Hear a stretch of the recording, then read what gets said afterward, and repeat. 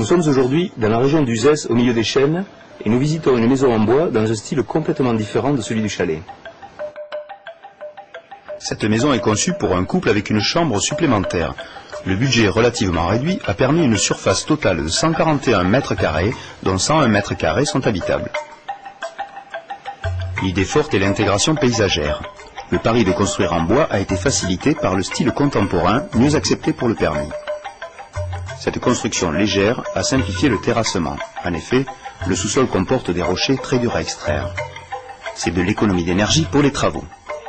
Le sol repose directement sur le terrain afin de récupérer de l'inertie thermique par l'intermédiaire des bétons égalés qui transmettent la température jusqu'au carrelage en pare-feuille. La maison est orientée sud et les baies comportent de grands volets roulants intégrés à la façade. Les ouvertures sont plus importantes au sud pour la récupération de l'énergie solaire en hiver. Les avancées de toiture limitent l'entrée directe des rayons en été. Le toit est isolé avec de la ouate de cellulose sur 30 cm. C'est le propriétaire lui-même, professionnel dans ce domaine, qui a réalisé l'étanchéité de ces formes courbes. Le bardage extérieur est en red cédar posé du côté rugueux pour que sa couleur délavée par les intempéries rappelle celle des chênes. Les murs à ossature bois sont isolés avec de la ouate de cellulose.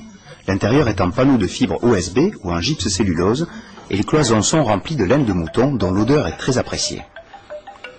Le chauffage est assuré par un unique poêle à bois au milieu de la maison. Un ventilateur permet de renvoyer la chaleur vers le sol en hiver.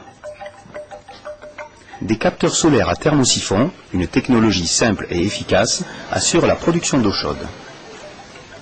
Une maison brute de décoffrage, élégante, économe et sans complexe.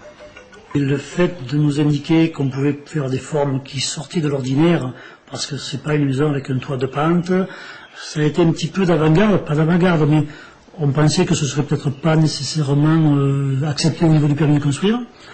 Et dans ces volumes-là, on peut se permettre ce genre d'architecture avec le bois.